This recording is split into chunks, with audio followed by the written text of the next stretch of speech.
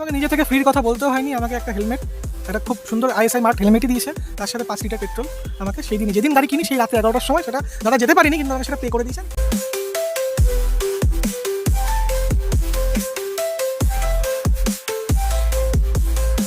Hello guys, आज का video भी काफ़ी इंटरेस्टिंग होने वाला है। इसलिए इंटरेस्टिंग होने वाला है, आज हमारा एवेंजर डिलीवरी हो रहा है, वो भी भैया हमारे रहने वाले हैं मालदा के, ठीक है। और यहाँ पे आपको जॉब कर रहे हैं सिलीगुड़ी में। तो भैया आए थे मेरे पास लगभग 1 हफ्ते पहले आए थे, लगभग 30 तारीख को आए थे हमारे पास। गाड़ी देखे, पसंद किया, भैया लेके गए। रात को करीबन 11 बजे डिलीवरी हुआ इनका, लेकिन वीडियो शूट नहीं हो पाया था, डिलीवरी फ़ोटो वगैरह कुछ भी नहीं हो पाया था, क्योंकि रात हो गया था काफ़ी ज़्यादा, इस वजह से कुछ भी नहीं हुआ था। तो आज भैया को मैंने स्पेशली रिक्वेस्ट करके बुलाया है वीडियो के लिए। तो चलिए भैया से बात करते हैं, डिस्कस करते हैं कि यहाँ का एक्सपीरियंस कैसा रहा, और भी सारा कुछ भैया से डिस्कस। कहाँ से भैया आप? আমি তো মালদায় বাড়ি, আমি বাংলায় বলছি কথা, হ্যাঁ ঠিক আছে, হিন্দিটা স্পষ্ট বাংলাতে নেই। বলুন, কোনো অসুবিধা নেই। বাড়ি অ্যাকচুয়ালি মালদায়, তো এখানে আমি এনবিএসটিসিতে কর্মরত। স্পেশালি আমার বাইকের একটা দরকার ছিল, তো দাদাকে আমি গুগল থেকে মানে ম্যাপ থেকে আমি বিভিন্ন রকম শোরুমে ফোন করি, 3-4টা শোরুমে ভিজিট করার পর ভিজিট করিনি, ফোন করার পর, কারণ ব্যস্ত থেকে শুনি।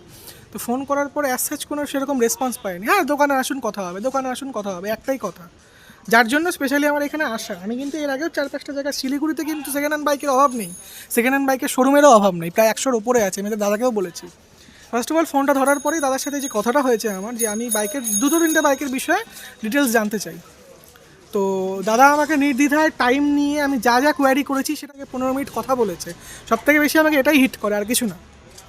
তারপরে আমি আসি, একটা ডেট ফিক্সড হয়, আমি আসি যেদিন, সেদিনও অনেক রাত করে আসি, দেখে যায় গাড়ি, দেখে যাওয়ার পর নেক্সট দিন আমি দেন আসি। যেদিন আসি রাত্রেবেলা, হ্যাঁ দাদা 10টা, দাদা ন্যাচারালি 9টায় দোকান বন্ধ করে দেয়। আমার জন্য 11টা অবধি থেকে ফিটিং করে একদম নিট অ্যান্ড ক্লিন করে আমার গাড়িটা ডেলিভারি করে।